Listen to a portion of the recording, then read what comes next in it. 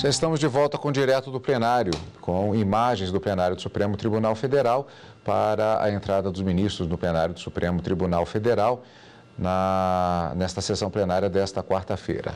Presidência do ministro Dias Toffoli, presidente do Supremo Tribunal Federal, presença dos ministros, da representante do Ministério Público Federal, Procuradora-Geral da República, Raquel Dodge. E agora acompanharemos a sessão ao vivo direto do plenário. Declaro aberta esta sessão ordinária do Supremo Tribunal Federal e passo a palavra à senhora secretária, que fará a leitura da ata da sessão anterior. Ata da 42ª sessão extraordinária do plenário do Supremo Tribunal Federal, realizada em 6 de dezembro de 2018. Presidência do senhor ministro Dias Toffoli, presentes à sessão os senhores ministros Marco Aurélio, Gilmar Mendes, Ricardo Lewandowski, Luiz Fux, Rosa Weber, Roberto Barroso, Edson Fachin e Alexandre de Moraes. Ausentes, justificadamente, os senhores ministros Celso de Mello e Carmen Lúcia. Vice-Procurador-Geral da República, Dr. Luciano Maris Maia. Abriu-se a sessão às 14 horas, sendo lida e aprovada a ata da sessão anterior. Pergunto se há alguma observação a ser feita. Não havendo, declaro a ata aprovada. Senhoras e senhores, informo que estão presentes neste plenário graduandos das seguintes instituições de ensino: Escola de Formação da Sociedade Brasileira de Direito Público de São Paulo, São Paulo, e a Universidade Católica do Estado do Rio de Janeiro, Estado do Rio de Janeiro. Sejam todos muito bem-vindos.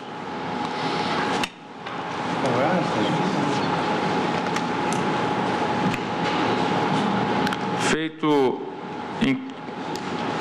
que estão impedido o ministro Edson Fachin e suspeição do ministro Celso de Mello, então ficamos com 2, mas é a ACO, é a Ação Civil Originária. Para a continuidade de julgamento da relatoria do ministro Luiz Roberto Barroso, com pedido de vista ao ministro Marco Aurélio.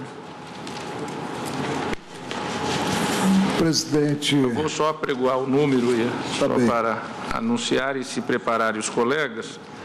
Trata-se da ação civil originária 444, que procede do Estado de Santa Catarina, sendo o relator o ministro Luiz Roberto Barroso, autoria do Estado de Santa Catarina, e há assistentes litisconsorciais, municípios Itajaí, Navegantes, Penha, Barra Velha, sendo requerido a Fundação Instituto Brasileiro de Geografia e Estatísticas, IBGE, litisconsortes passivos, o Estado do Paraná e o Estado de São Paulo. A papeleta consigna que, após o voto do ministro Roberto Barroso, julgando parcialmente procedente o pedido, pediu vista antecipada dos autos o ministro Marco Aurélio.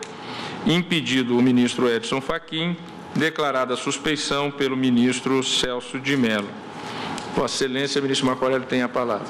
Presidente, não é do meu feitio tomar o tempo do plenário com a minha voz, mas o caso é um caso de relevância maior, a configurar sob a minha ótica um conflito federativo.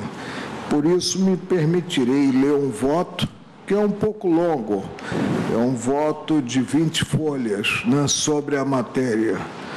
O Estado de Santa Catarina formalizou a ação civil originária em face do Instituto Brasileiro de Geografia e Estatística, IBGE, em que figuram como litisconsortes passivos os estados do Paraná e de São Paulo, objetivando a retificação da demarcação dos limites interestaduais marítimos na plataforma continental entre si próprio, o Estado de Santa Catarina, e o Estado do Paraná, para o fim de distribuição de royalties a título indenizatório ante a exploração de derivados de petróleo, óleo bruto, xisto betuminoso e gás natural.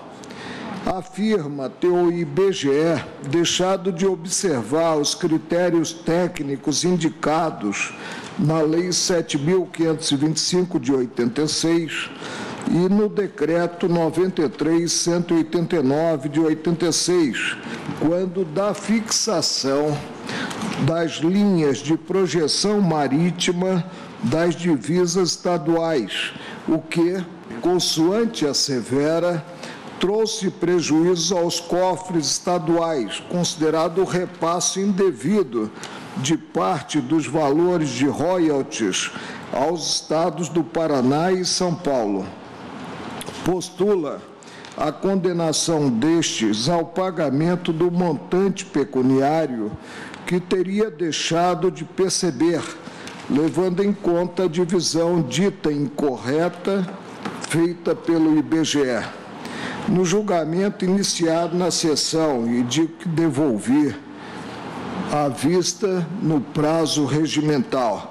Na sessão do Pleno de 27 de junho de 2018, e o pedido de vista, a devolução ocorreu no dia 7 de agosto de 2018, após mais de 26 anos após o ajuizamento da ação, em 4 de outubro de 1991, após a leitura do relatório do ministro Luiz Roberto Barroso e a realização de sustentações orais, foram rejeitadas a uma só voz as preliminares veiculadas pelo IBGE e pelos estados de São Paulo e do Paraná, questão já apreciada.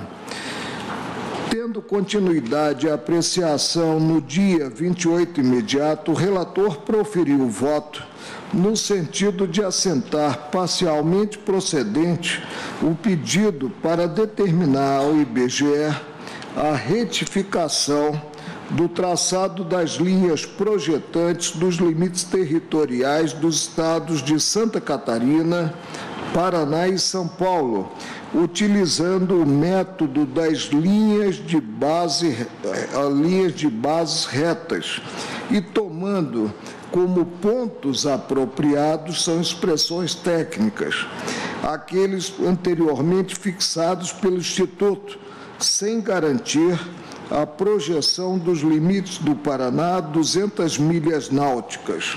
No mais, condenou os litisconsortes passivos a ressarcirem ao autor, o Estado de Santa Catarina, o valor dos royalties indevidamente recebidos, a ser apurado em liquidação de sentença, levando-se em conta a necessidade de divisão equânime do montante devido em virtude da exploração de poços de petróleo localizados na área de sobreposição entre as linhas projetantes dos envolvidos.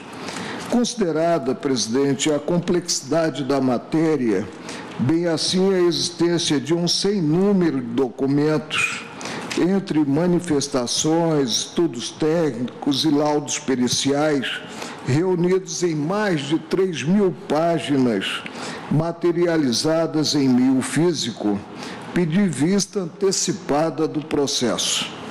O tema, atinente à definição no âmbito do federalismo de limites interestaduais, é sensível, tendo sido historicamente objeto de inúmeras disputas, conflitos de interesses que, desde a promulgação da primeira Constituição Republicana do Brasil, em 24 de fevereiro de 1891, desaguaram no recém-instalado Supremo, um dos marcos da derrocada do unitarismo do Estado Imperial implodido em 15 de novembro de 1889, o qual assumia, como o próprio nome revela, o papel de guardião da harmonia entre os entes da então jovem federação. Consoante leciona Leda Boechat Rodrigues, no segundo tomo da clássica obra História do Supremo, 7 questões referentes à divisão territorial das antigas províncias foram objeto de ações cíveis originárias no Tribunal, no Supremo, apenas durante a vigência da primeira Constituição Republicana, encerrada no ano de 1930. Entre essas, destacou-se justamente a rumorosa demanda judicial iniciada em 1900 entre os estados de Santa Catarina e do Paraná, cabendo ressaltar sequer ter sido possível a execução do comando contido no pronunciamento formalizado pelo Supremo em 1910, em virtude da eclosão da Guerra do Contestado, 1912 a 1916, motivada, a par de desavenças comerciais e religiosas, justamente essa guerra, pela disputa territorial entre aqueles entes da Federação. Outra é a quadra vivida. Fortalecidas as instituições, inclusive judiciárias, conflitos armados entre estados compõem o cenário de um passado distante, há muito coberto pela poeira do tempo. Considerada a fragilidade do federalismo fiscal brasileiro, a matéria relativa à fixação dos limites territoriais, agora marítimos, voltou a apresentar traços de dramaticidade com a evolução no século XX da extração de petróleo no território brasileiro, tendo em vista os vultosos valores monetários distribuídos a títulos de royalties.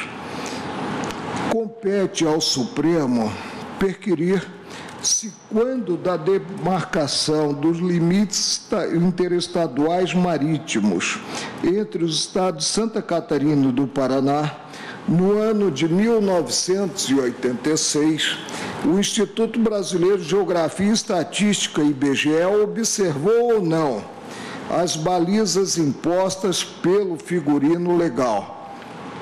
Revela-se imprescindível a análise dos diplomas pertinentes, a saber, a Lei 7.525, de 86, a versar critérios alusivos à indenização a ser paga pela Petróleo Brasileiro S.A., Petrobras, aos estados e municípios, e o Decreto 93.189, de 86, editado com o objetivo de regulamentá-la.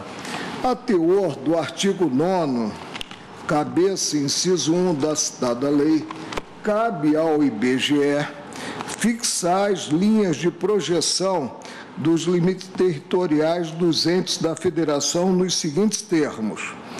Artigo 9º, caberá à Fundação Instituto Brasileiro de Geografia e Estatística, IBGE, tratar as linhas de projeção dos limites territoriais dos estados, territórios e municípios confrontantes, segundo a linha geodésica ortogonal à costa ou segundo o paralelo até o ponto de sua interseção com os limites da plataforma continental.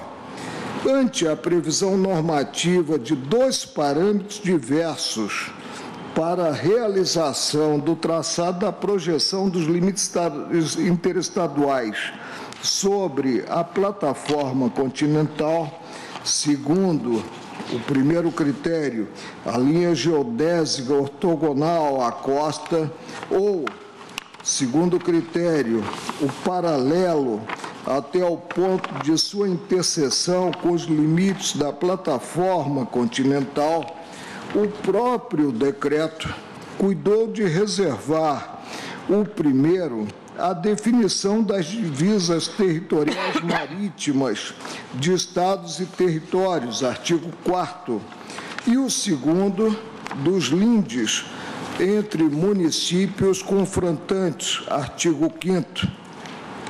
Tratando-se de demanda a contrapor os interesses dos estados de Santa Catarina, do Paraná e, por consequência, de São Paulo, a interpretação sistemática dos dispositivos não deixa dúvidas ao intérprete a respeito da aplicação ao caso do critério de projeção territorial conforme a linha, o primeiro critério, geodésica ortogonal à costa, cujo rumo será determinante pelo ângulo de 90 graus formado com a linha de base. Via de regra, o traçado das linhas geodésicas ortogonais à costa, projetantes dos limites territoriais marítimos, deve utilizar como eixo de suporte a linha da baixa-mar do litoral continental, fixada em geral no continente segundo o sistema da linha da maré baixa, a acompanhar a sinuosidade da costa, consoante indicado em cartas oficiais elaboradas pelo Estado ribeirinho. E aí eu cito o doutrinador, que é o Vicente Marota Rangel. E eis a redação do artigo 1º do Decreto 93.189 de 1986. E, presidente, vou cometer uma inconfidência. Quando pedi vista desse processo, alertou-me o ministro Luiz Roberto Barroso que eu teria muito trabalho, né? Inclusive quanto às audiências que seriam pedidas no meu gabinete. O artigo 1º, a Fundação Instituto Brasileiro de Geografia e Estatística, IBGE, para traçar as linhas de projeção dos limites territoriais dos estados, territórios e municípios confrontantes, segundo a linha geodésica ortogonal à costa, tomará por base a linha da baixa-mar do litoral continental insular brasileiro, adotada como referência nas cartas náuticas. A exceção, corre a conta de situações individualizadas, nas quais verificadas particularidades geomorfológicas locais, a teor do artigo 3º do mesmo ato regulamentador. Artigo 3º. Nos lugares em que o litoral apresente reentrâncias profundas ou saliências, ou onde exista uma série de ilhas ao longo da costa e em sua proximidade imediata, será adotado o método das linhas de bases retas, ligando pontos apropriados para o traçado da linha, em relação à qual serão tomadas as projetantes dos limites territoriais. Depois dizem que nós, do campo jurídico, falamos difícil. Historicamente, o assim denominado método das linhas de bases retas, excepcional em relação ao sistema de linha da baixa-mar do litoral continental, surgiu a partir de construção jurisprudencial da Corte Internacional de Justiça, em 1951, com a análise do caso das zonas de pesca, e cito aí o precedente e a decisão. A Corte reconheceu a não contrariedade ao direito internacional de um decreto norueguês que utilizava linhas de bases retas como marcos para delimitar as costas marítimas acidentadas do país que possui saliências e reentrâncias profundas ou franjas de ilhas muito próximas ao litoral. Estes marcos eram elaborados a partir do traçado de linhas que fossem tangentes aos pontos mais avançados da costa, não refletindo sua linha sinuosa, mas sim uma construção geométrica, normalmente poligonal, cujas extremidades eram os pontos mais avançados da costa. Para que esta construção, eu estou transcrevendo a decisão da Corte Internacional de Justiça, para que esta construção geométrica possuísse validade, a Corte verificou-se se estas linhas geométricas não tinham por extremos pontos que estivessem a uma distância demasiada da costa. Tinham as zonas de mar enclausuradas no interior destas linhas, vínculos demasiadamente estreitos com o domínio terrestre, para que lhe fossem aplicados o regime de águas interiores, semelhantes a baías, e, por último, haver longo uso e apreciável interesse econômico do Estado.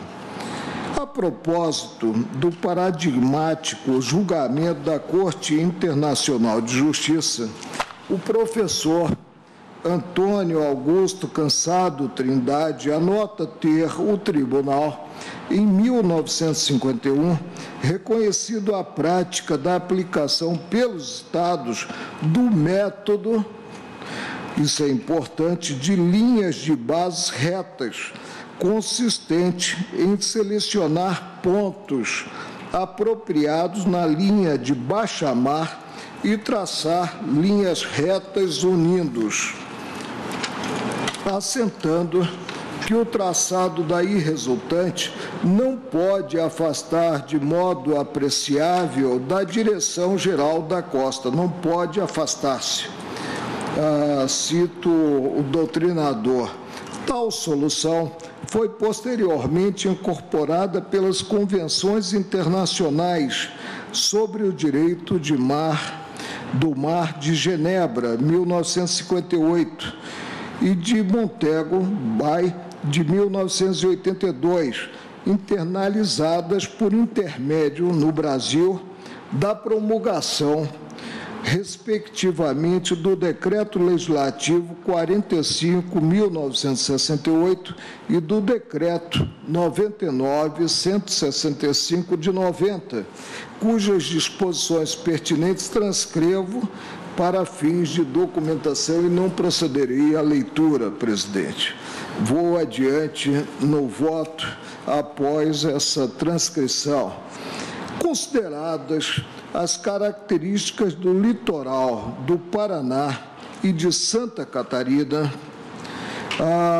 o qual apresenta reentrâncias profundas ou saliências, bem assim série de ilhas ao longo da costa e em sua proximidade imediata, tem-se que a demarcação dos limites interestaduais marítimos na plataforma continental entre esses estados deve se dar a partir do traçado de linhas geodésicas ortogonais à costa, tomando por base não a linha da baixa-mar do litoral, mas as linhas de bases retas, delineadas a partir da fixação dos denominados pontos apropriados.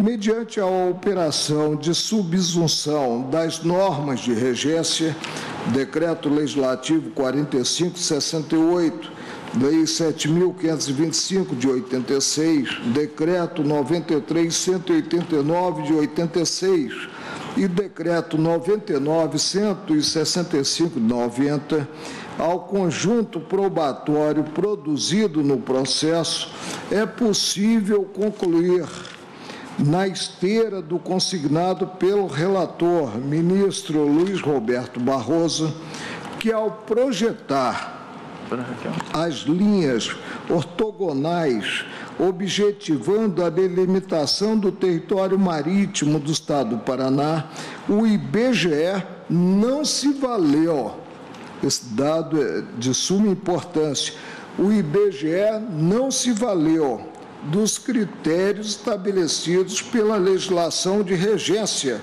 elegendo ele, IBGE, método diverso ao arrepio da lei, como se o IBGE, e o próprio relator admite, não estivesse submetido a esse princípio que é básico, presente à segurança jurídica, que é o princípio da legalidade estrita.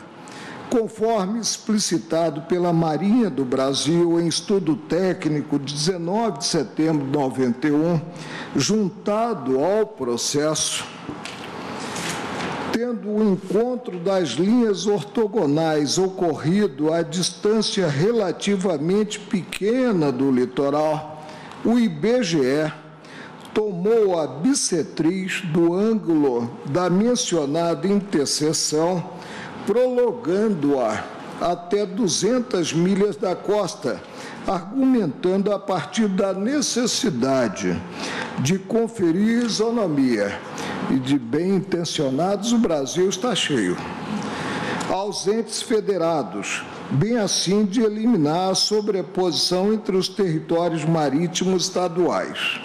Ocorre que, se de um lado o artigo 9º, inciso 1, da Lei 7.525 de 86, prevê a limitação das linhas projetantes à borda da plataforma continental, fixada assim a 200 milhas da costa, de outro, não exige a necessária expansão das áreas territoriais marítimas até esse limite.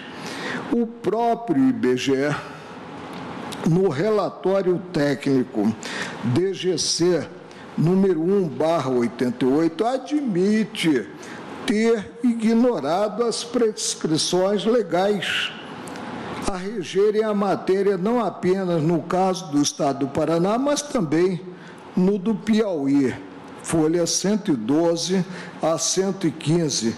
E aí eu transcrevo a fala do IBGE. Em manifestação à imprensa subscrita em 29 de junho de 88, a Coordenadoria de Comunicação Social do IBGE voltou a reconhecer que, aspas, diante da impossibilidade de se cumprir legalmente o determinado, os técnicos adotaram uma solução alternativa e sem amparo legal. Eles próprios admitiram, objetivando garantir ao Paraná e ao Piauí uma extensão do mar territorial mais justa, um critério subjetivo, que não é o objetivo da lei. Foi escolhido um ponto médio do litoral e traçado uma linha ortogonal até o limite de 200 milhas. Encerro aqui a transcrição do que veiculado pela Coordenadoria de Comunicação Social do IBGE. Não foi outra a conclusão alcançada pelo perito designado judicialmente, o doutor Jaime Rodrigues Branco. E aí eu transcrevo parte do laudo para efeito de documentação, confirmando que o IBGE simplesmente delirou, considerada a normatividade sobre a matéria. O respeito, digo, à legalidade é pilar do Estado Democrático de Direito. Considerada a forma federal assumida desde a primeira Constituição republicana, tem-se como indispensável que o IBGE, fundação vinculada à União, observe rigorosamente a legislação por esta editada e que a todos entes federados obriga. Descabe permitir a fixação de parâmetros arbitrários e dissonantes das disposições legais, criando distorções incompatíveis com o Pacto Federativo especialmente no âmbito da repartição de receitas, principal móvel a justificar a propositura desta ação. A parte mais sensível é o bolso. Adotada a premissa segundo a qual a atuação do IBGE, e admitiu o relator, ministro Luiz Roberto Barroso, a atuação do IBGE afastou-se a mais não poder do prescrito nas normas de regência, situação a indicar o acolhimento da pretensão lançada na petição inicial. Outra questão se eleva à extensão do julgamento de procedência, que o relator chegou à procedência. Eu vou um pouco mais adiante. Consignada a necessidade de a demarcação dos limites interestaduais marítimos entre os estados conflitantes se dar a partir do traçado de linhas geodésicas ortogonais à costa, tomando por base não a linha da baixa-mar do litoral, mas o método de linhas de base retas, cumpre assentar a validade ou não dos pontos apropriados, entre aspas, indicados pelo IBGE, folha 3.127, a partir dos quais delineado o traçado da mencionada reta perpendicular.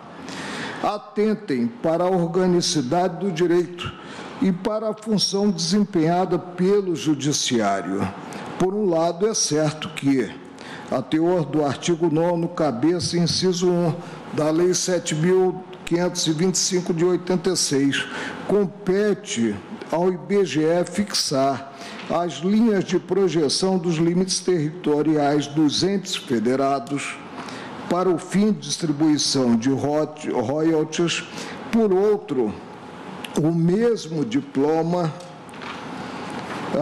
aponta diretrizes a serem observadas pelo Instituto, franqueando ao Estado juiz o poder-dever de glosar, se preciso, a decisão político-administrativa consubstanciada na definição das divisas interestaduais.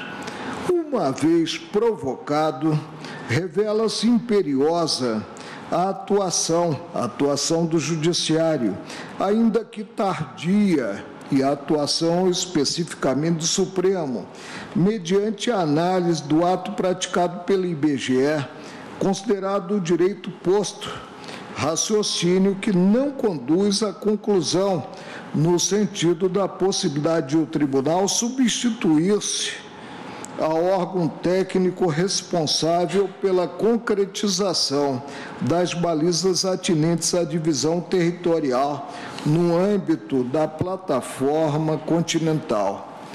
No que enfrenta conflitos subjetivos, substituindo a vontade das partes e fornecendo solução a litígios concretos, quadro diverso do revelado em processos objetivos, não pode o Supremo furtar-se a decidir, sob pena de esvaziar o conteúdo legal e a credibilidade devotada às instituições judiciárias, deve valer-se dos princípios e institutos que compõem a ciência do direito, a qual, percebam, pode e deve utilizar informações geradas em outras áreas do conhecimento humano. Ministro Marco Aurélio? Sim. Desculpe interrompê-lo. E aqui, só lembrando, e o ministro relator destacou esse seu voto, foram inúmeras as tentativas de composição. Seria o desejável, né? Seria o desejável. Mas o entendimento... Na impossibilidade, nós estamos ainda em 2018, o entendimento nem sempre prevalece. E, uma vez fracassando os meios de mediação e de conciliação, nós não temos outra solução, a não ser decidir. E realmente é uma ação já antiga. Abrir o embrulho e decidir.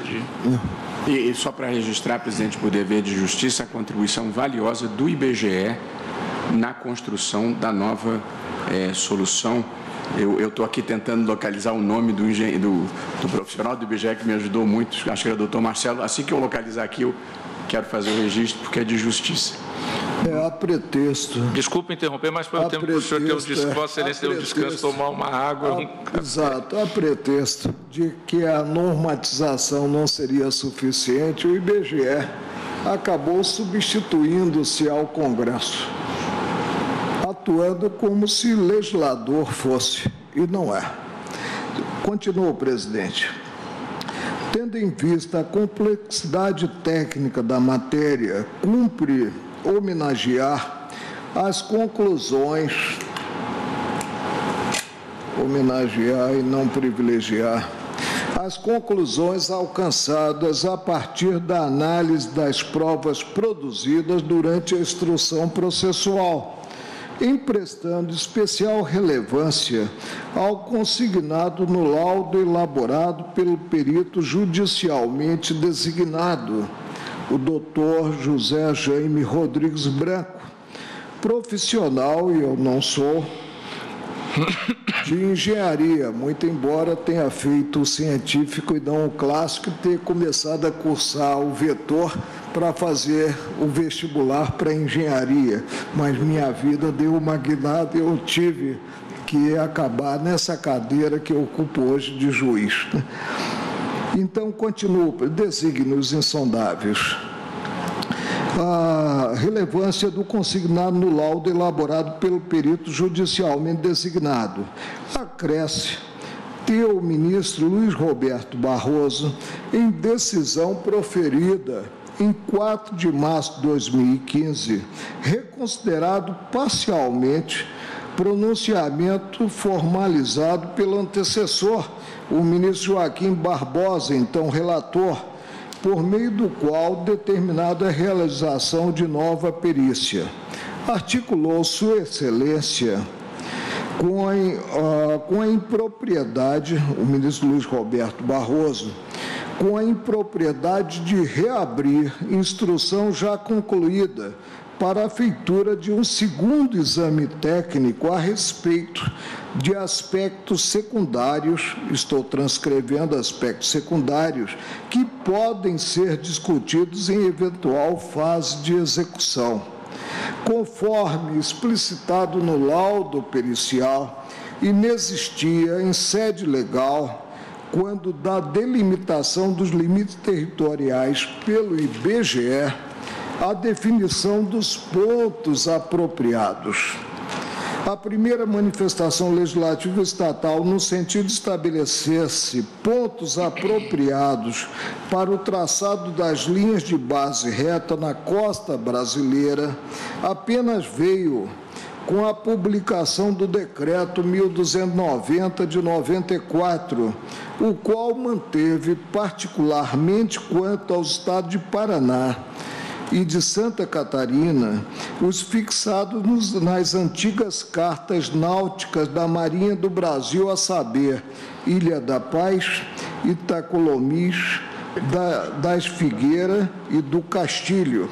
Ocorre que o decreto veio a ser expressamente revogado pelo de número 4.983 de 2004, o qual versou pontos apropriados a formarem linhas de base retas e normais, exclusivamente usadas como origem para o traçado dos limites exteriores do mar territorial, da zona contígua, da zona econômica exclusiva e da plataforma continental. Isso está entre aspas. Artigo 4º.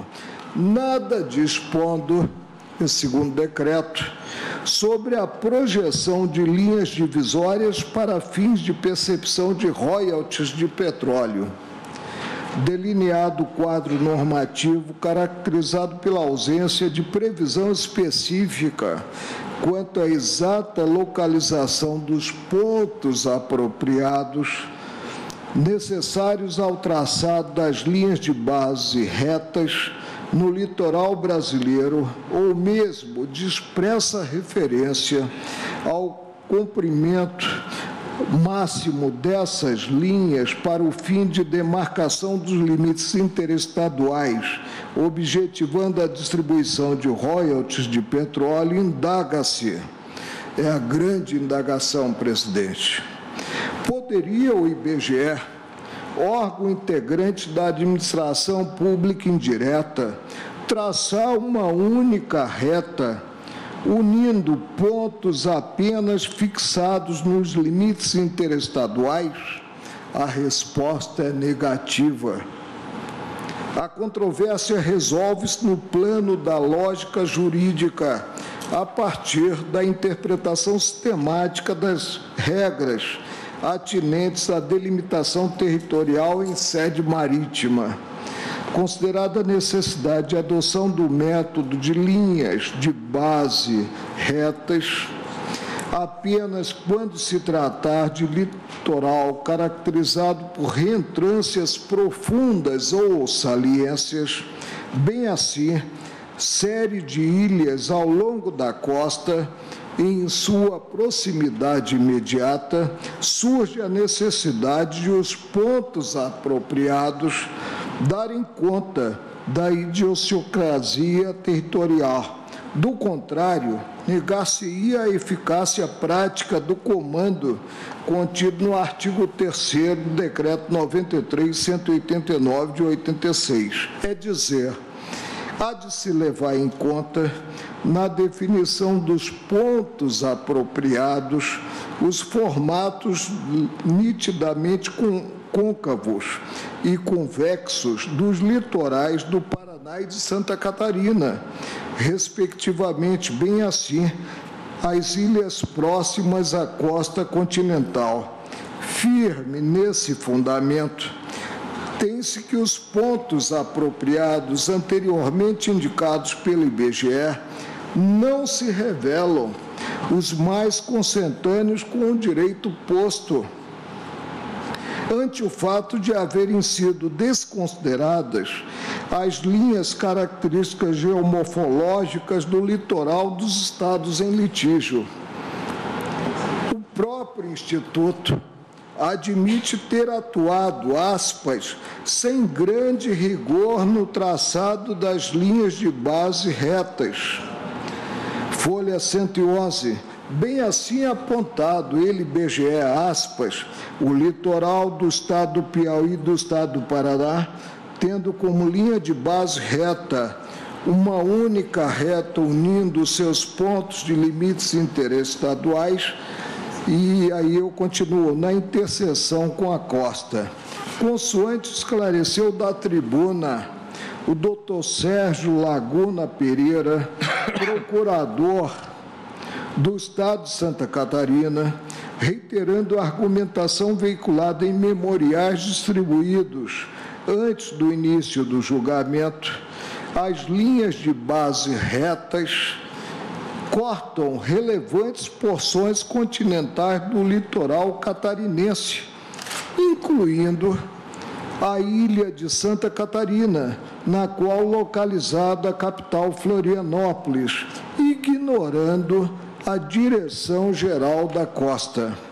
A reforçar essa ótica, a análise dos 25 pontos apropriados estabelecidos pelo IBGE ao longo de toda a costa nacional, estampados em mapa juntado ao processo, a folha 3.127, revela ter o Instituto lançado mão de critério único para a elaboração das linhas de base retas em todo o litoral brasileiro, constatação suficiente à demonstração da inobservância pelo IBGE do artigo 3º do Decreto 93.189 de 86, a determinar a utilização excepcional desse método, uma vez reservada a fixação dos limites territoriais marítimos de estados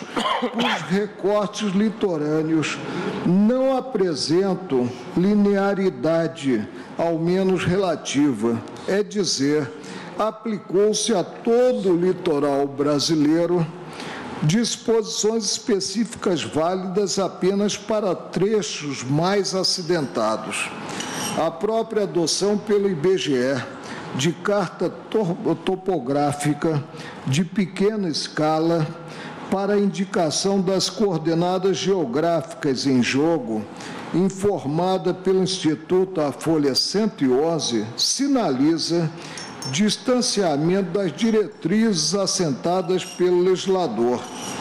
Trata-se, conforme afirmado pela Marinha do Brasil, em estudo subscrito pelo chefe da pasta no ano de 1991, de erro,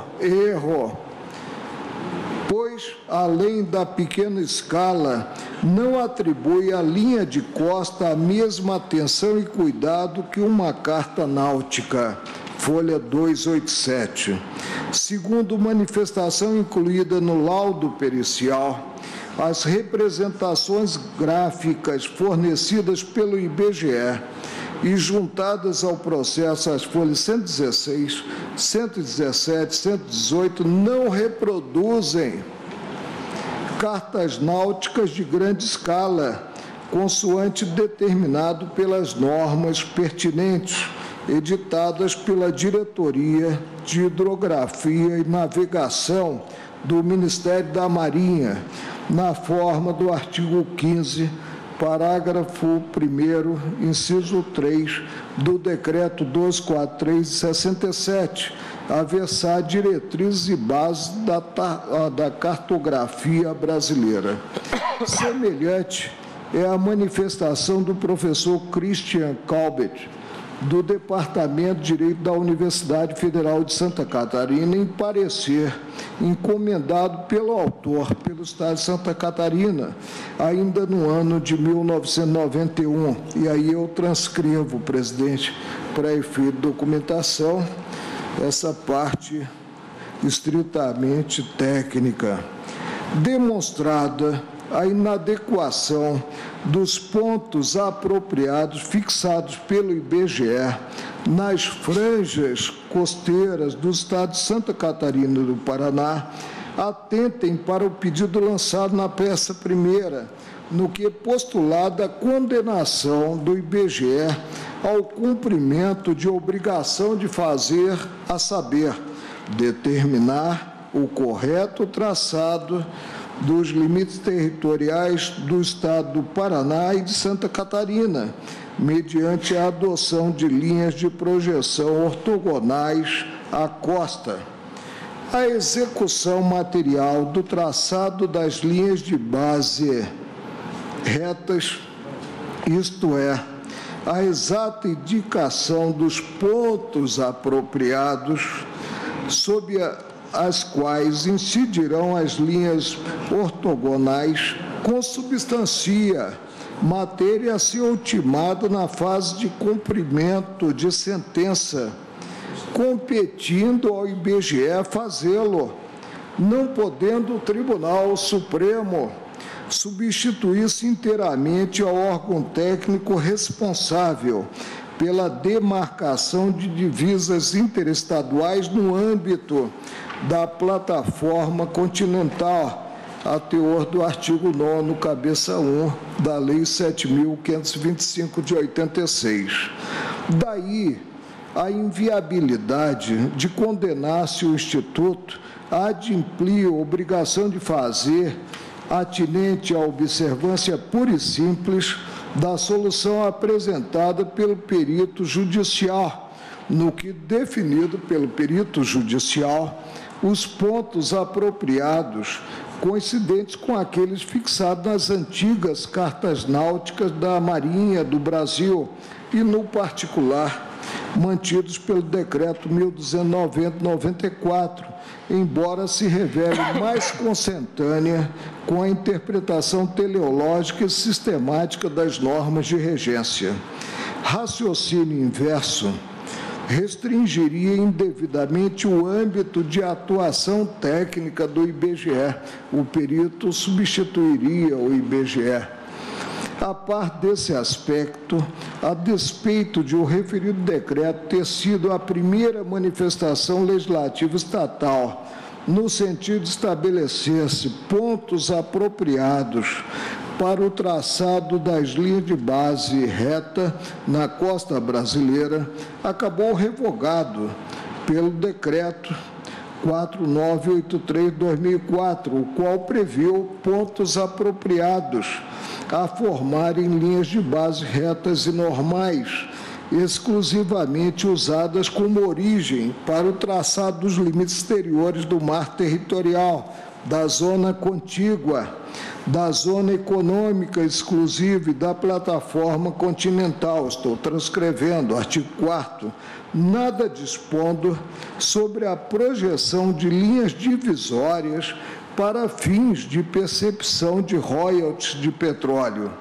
Considerados os princípios extraídos da ordem jurídica anteriormente apontados, o desfecho da controvérsia repousa na estipulação de balizas razoáveis a direcionarem na fase executória a atuação do IBGE na tarefa de reelaborar os pontos apropriados a ligarem as linhas de base retas, reservando-lhe certo espaço de conformação técnica, o qual não deve ser confundido com o exercício de poder puramente discricionário. O IBGE há de atuar segundo os parâmetros da legislação de regência.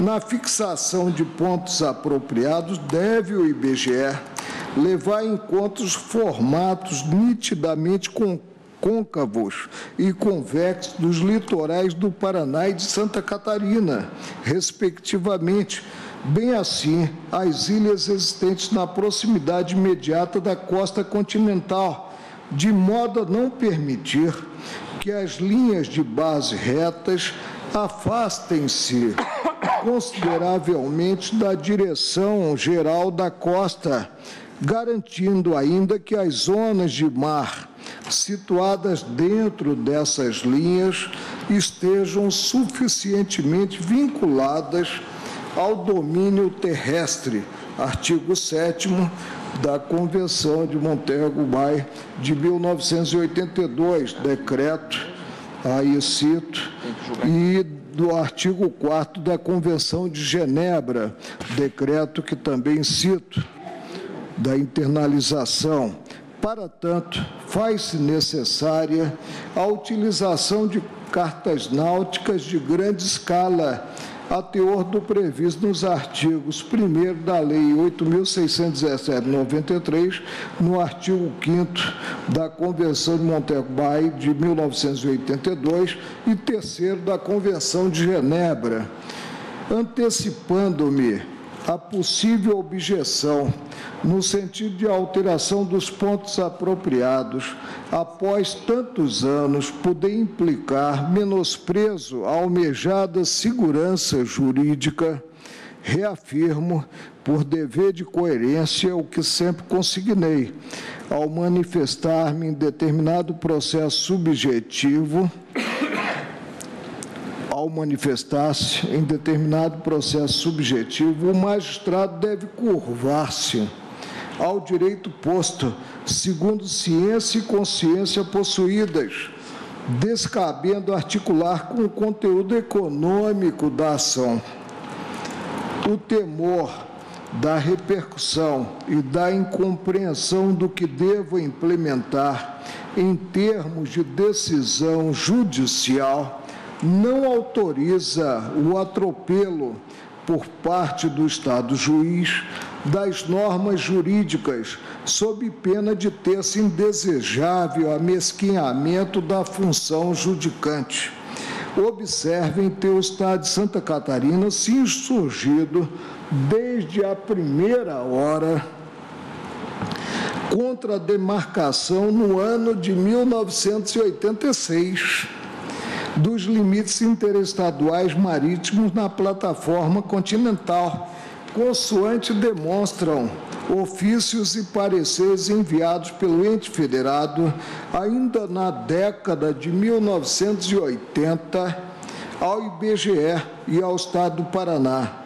Objetivava a retificação em sede extrajudicial das divisas então estabelecidas, segundo se extrai de documentos a acompanharem a peça primeira, havendo o autor ajuizado esta ação originária na longínqua data de 4 de outubro de 1991, e já estava aqui neste tribunal, então sou longínquo também na atuação na Corte, momento na qual se quer conhecido o exato potencial produtivo das reservas petrolíferas em questão, descabe impor-lhe ao Estado, que acreditou no Judiciário, impor-lhe o ônus decorrente da lentidão da máquina judiciária, para a qual não concorreu para a lentidão da máquina judiciária. O argumento de vir o pronunciamento do Supremo pela procedência do pedido a incentivar litígios entre outros entes da Federação não impressiona. Os limites subjetivos da demanda estão expressos no pedido e na causa de pedir lançado na petição inicial. Surge irrazoável em descabido exercício de futurologia jurídica manietar a atuação do Tribunal do Supremo em processo no qual não se discute em abstrato e com efeitos contra todos a atuação do IBGE na demarcação das divisas interestaduais de todos os estados litorâneos do país.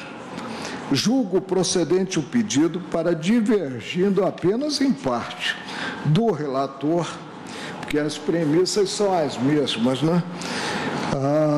Divergindo em parte do relator, condenar o Instituto Brasileiro de Geografia e Estatística, IBGE, a refazer o traçado de demarcação dos limites territoriais entre o estado do Paraná e de Santa Catarina, para o fim de distribuição de royalties devidos pela exploração de derivados de petróleo, utilizando-se como projetantes dos limites territoriais marítimos as linhas geodésicas ortogonais à costa, a serem delineadas a partir de linhas de base retas, conforme os artigos 1º e 3º do Decreto 93.189 de 86, vedando-se qualquer projeção adicional até 200 milhas da costa.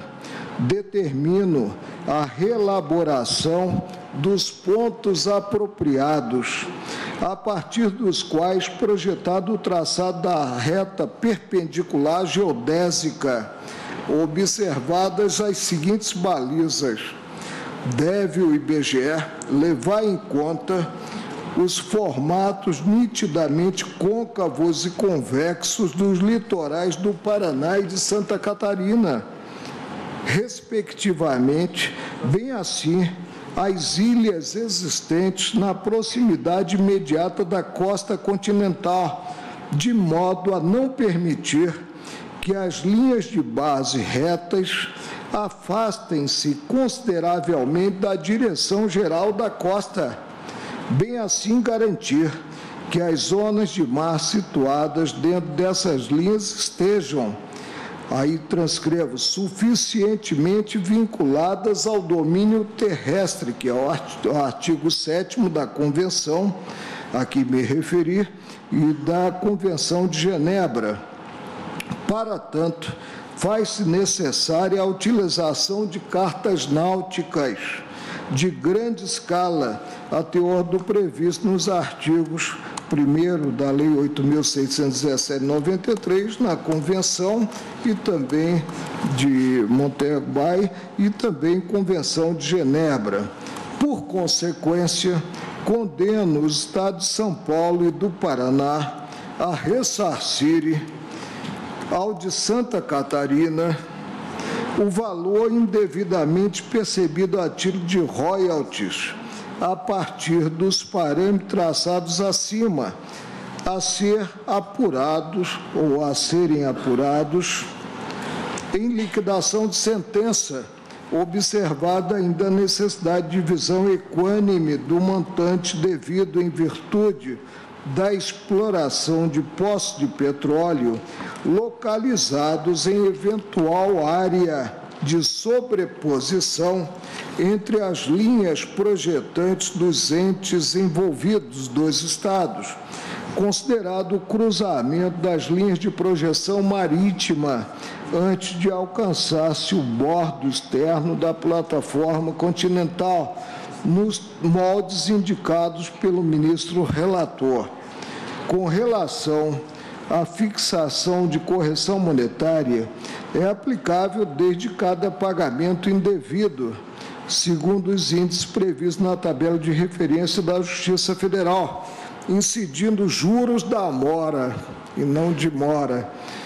Juros da mora no importe de 1% ao mês, desde a criação até a entrada em vigor da Lei 11.960 de 2009 e após de 0,5% ao mês. Ao fim, condeno o IBGE e os estados do Paraná, e já condenei os colegas a ouvirem esse voto, e de São Paulo a ressarcirem em igual proporção ao estado de Santa Catarina as quantias por este adiantadas a título de honorários periciais, monetariamente corrigido de acordo com os parâmetros acima indicados, bem assim ao pagamento de honorários advocatícios, em percentual a ser fixado em liquidação de sentença, a partir da definição do valor da condenação.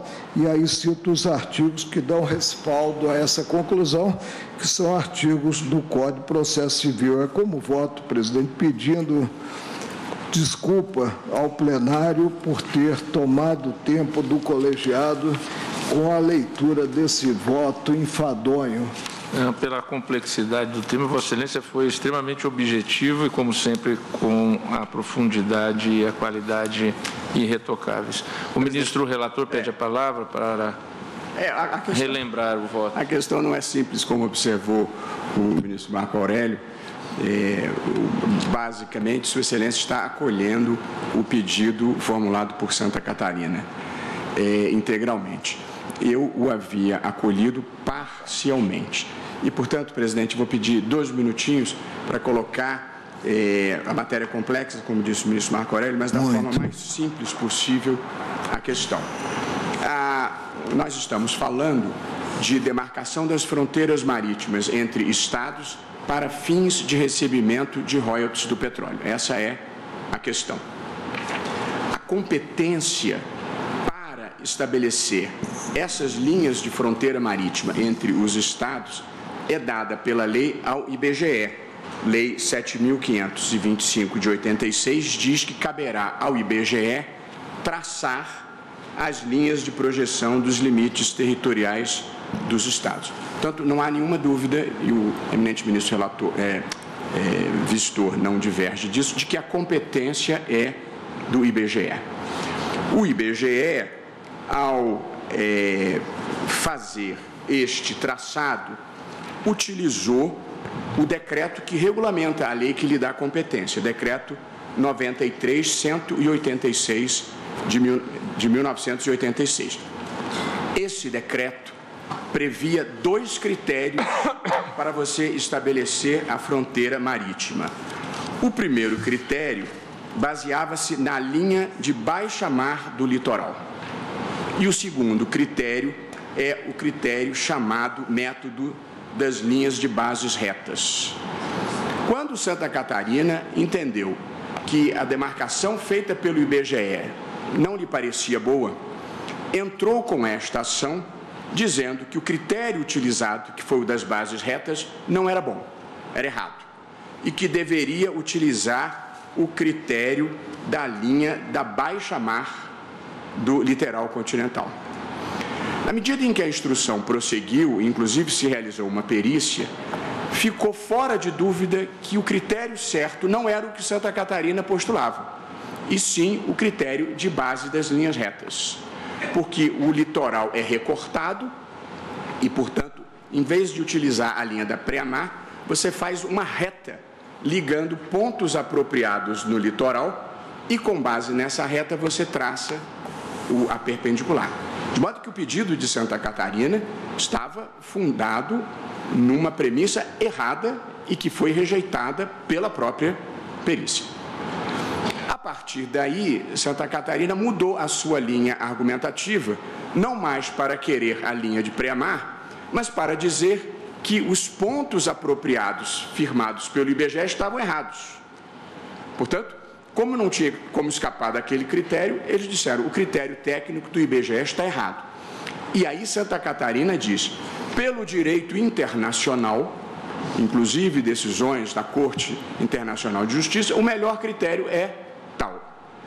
E, de fato, há no Brasil uma lei que cuida do mar territorial, que é a Lei 8.617, que foi regulamentada por um decreto chamado 1290, que prevê esses critérios que Santa Catarina gostaria que fossem utilizados para a demarcação dos pontos apropriados, que é o critério que, de resto, o ministro Marco Aurélio está acolhendo.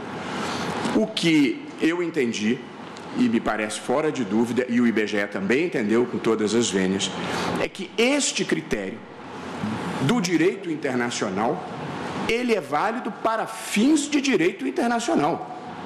Para fins de demarcação de fronteiras e distribuição de royalties, o critério continua a ser o critério da legislação interna e do decreto de 1986, que foi o critério utilizado para marcar os pontos apropriados em todo o litoral brasileiro.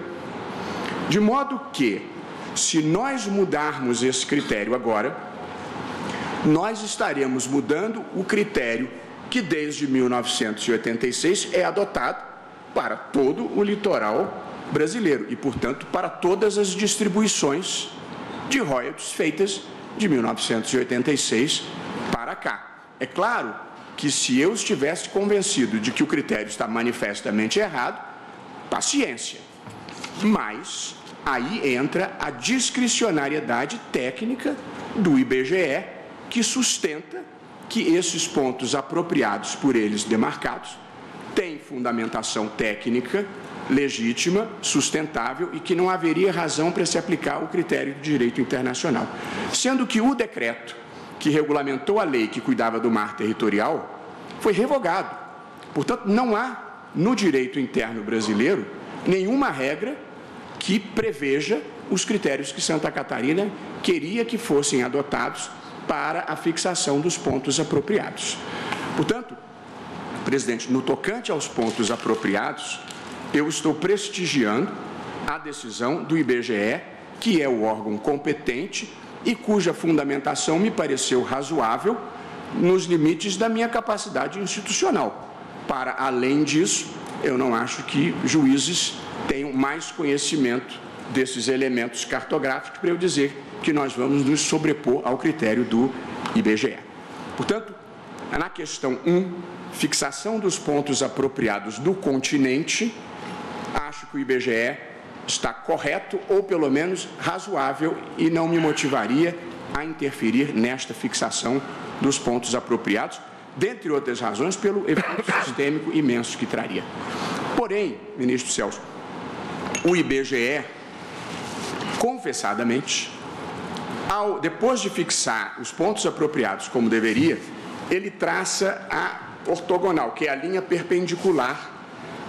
Você pega o ponto na fronteira de um estado, o ponto na fronteira do outro e traça uma perpendicular de acordo com o ângulo da reta do ponto apropriado. Aí, o que aconteceu?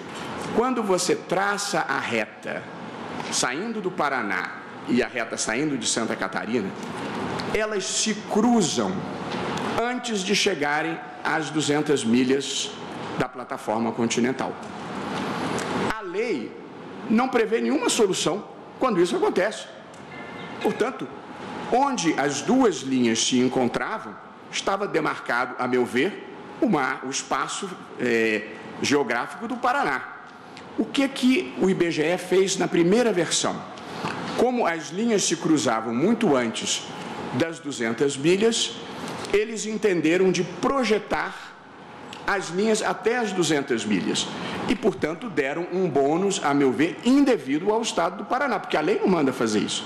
Portanto, sem previsão legal, eles aumentaram o que corresponderia ao espaço territorial do Paraná. Nesta parte, eu estou determinando, aí eu pedi ao IBGE, nas nossas muitas audiências de tentativa de conciliação, que fizesse o traçado, usando os pontos apropriados que eles tinham escolhido, mas sem esta, aspas, inovação, fecho aspas, que eles tinham criado.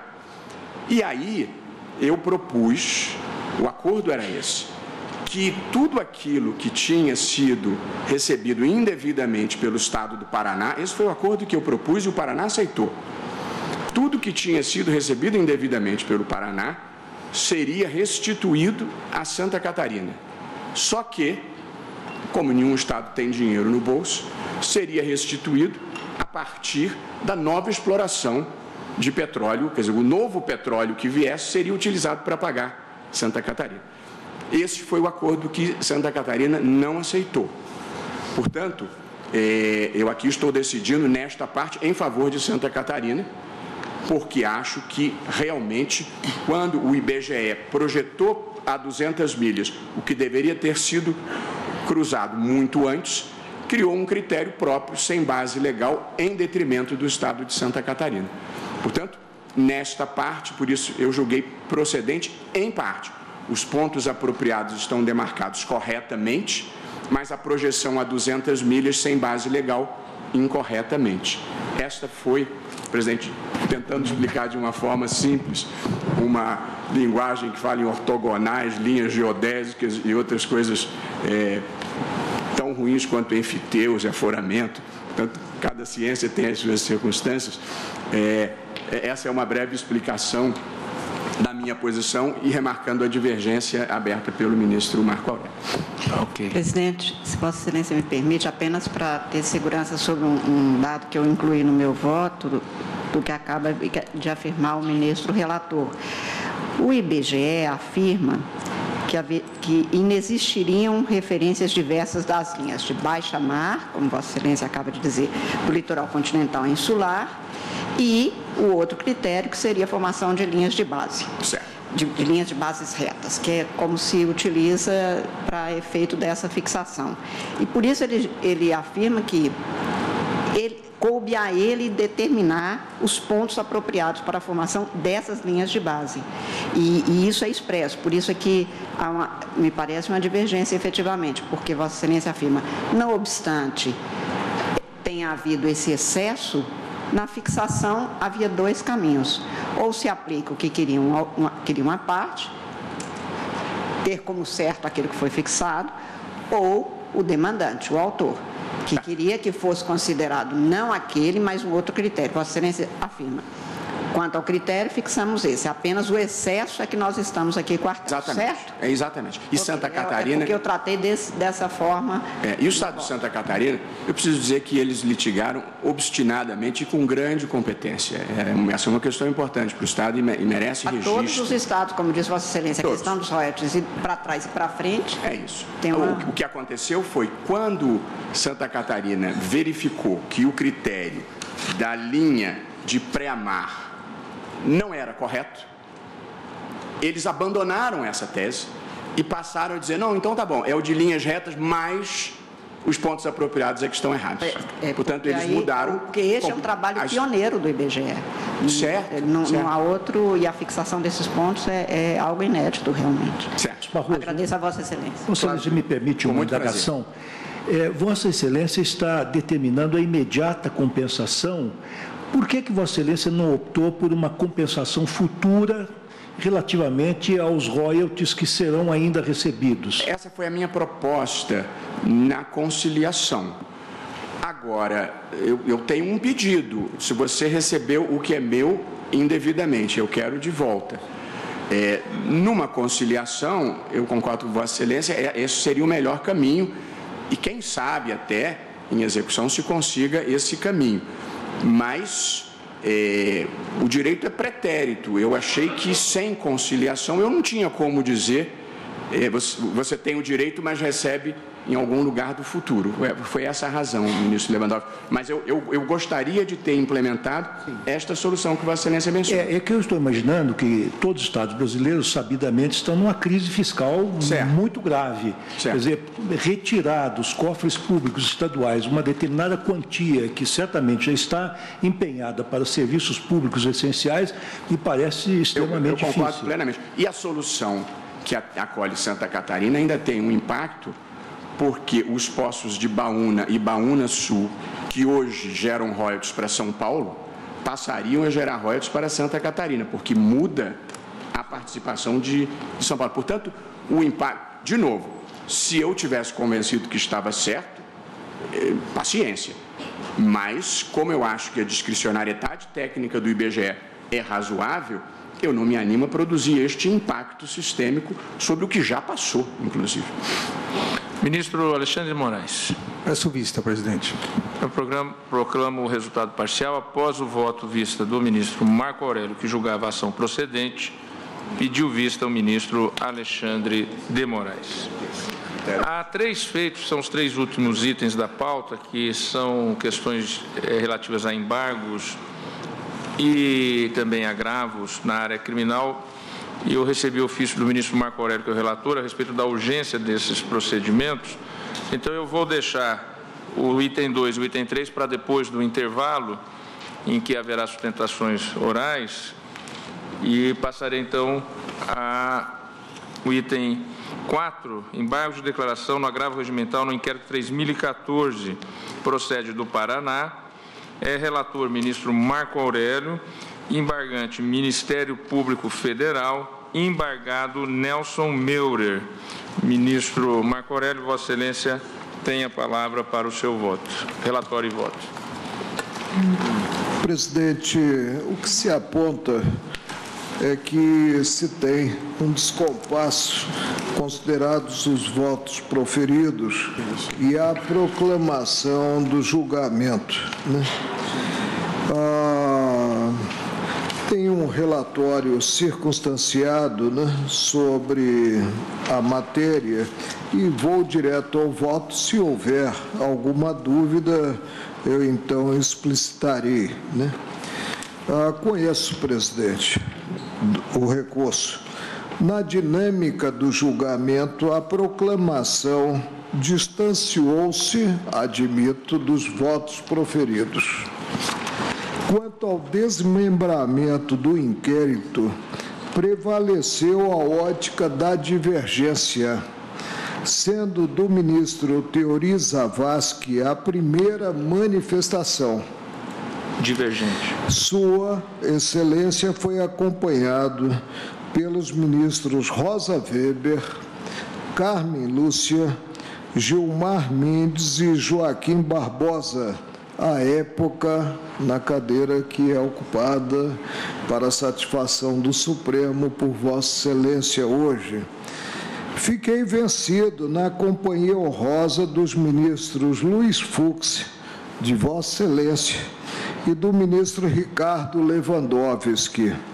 Então, sob esse ângulo, cumpre assentar que foi acolhido o pleito do Procurador-Geral da República, de então, formulado no agravo, sendo este o agravo provido. Quanto aos votos proferidos pelo ministro Ricardo Lewandowski, Luiz Fux, não procede a articulação de omissão. O pronunciamento do ministro Ricardo Lewandowski mostrou-se expresso, fundamentado, relativamente à impossibilidade de compartilhamento dos dados alusivos à interceptação telefônica para efeito de serem utilizados na esfera, aí vem o detalhe, não penal, mas civil. Compartilhamento para esses dados serem utilizados na esfera civil.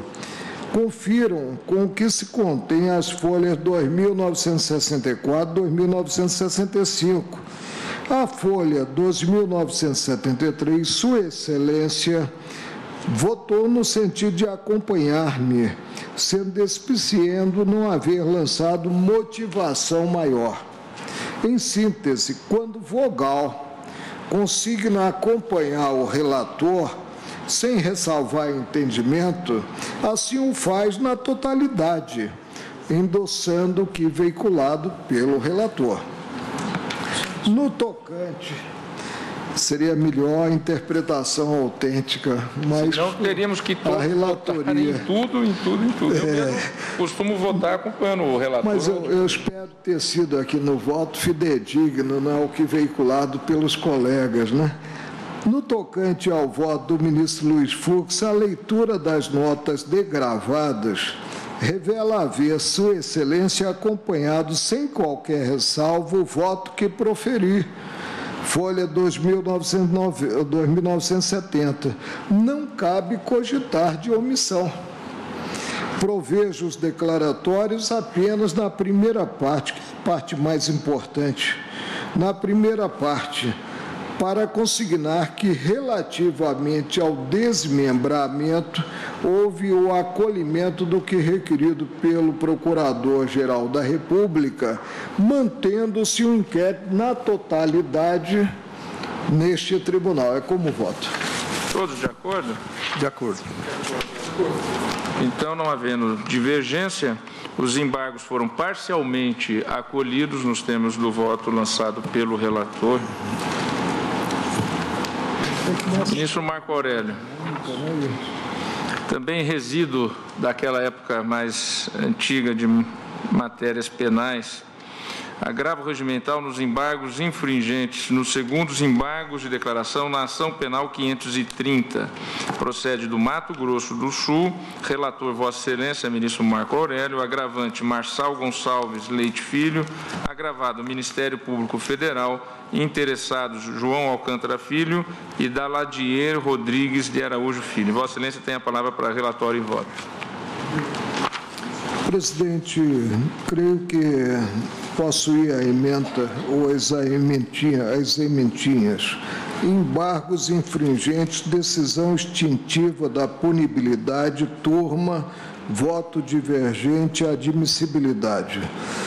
Afastados embargos infringentes versados no artigo 333 do Regimento Interno do Supremo, porque próprios aos pronunciamentos do plenário, cabem os previstos no artigo 609, parágrafo único do Código de Processo Penal, para impugnar decisão contrária ao réu, tomada pela turma por maioria, independentemente de ter sido condenatória, sobrevindo à preclusão, se não interpostos no prazo legal. Prescrição da pretensão punitiva. O fenômeno implica a insubsistência dos atos processuais, fulminada a própria denúncia. Prescrição penas em concreto e em abstrato. Inexiste interesse de agir visando a prescrição pela pena em abstrato quando o órgão haja concluído pela passagem do prazo prescricional considerada a pena em concreto. Nós assentamos a prescrição da pretensão punitiva ante a pena em concreto. E aqui o agravante quer que se considere a pena em abstrato. A consequência prática é a mesma. Não há utilidade, portanto, no que veiculado como pedido. Eu tenho voto sobre a matéria, e estou desprovendo o agravo, presidente. O eminente relator nega provimento ao agravo. Vou colher os votos. Ministro Alexandre de Moraes. Presidente, na conclusão eu acompanho o ministro relator, porque há a tempestividade, mas não há os dois Não há o requisito necessário para os embargos infringentes, que são 2 votos absolutórios próprios, como decidimos aqui. Então, na conclusão, acompanho o eminente relator. Ministro Fachin.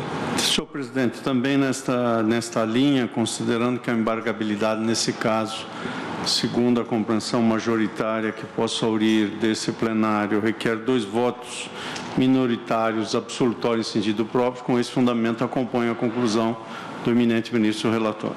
Ministro Luiz Roberto Barroso. Também o presidente acompanha a conclusão. Eu acho que o cabimento em si vem antes mesmo da tempestividade. Portanto, eu considero esse cabimento. Para deixar os colegas tranquilos, eu já estou acrescentando a primeira emenda, que é a admissibilidade um pouco mais alargada dos embargos, a teor do disposto no artigo 609 do Código de Processo Penal. Já estou inserindo ótica do relator vencida. É importante destacar, e como...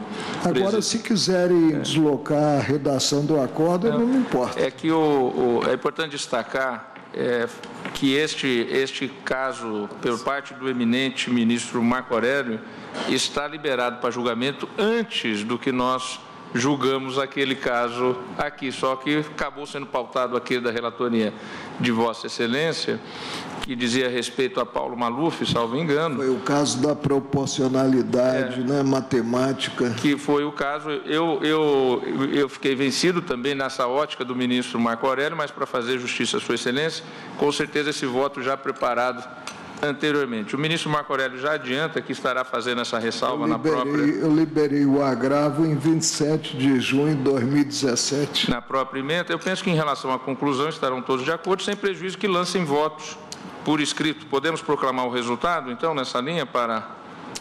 Tá bem, então...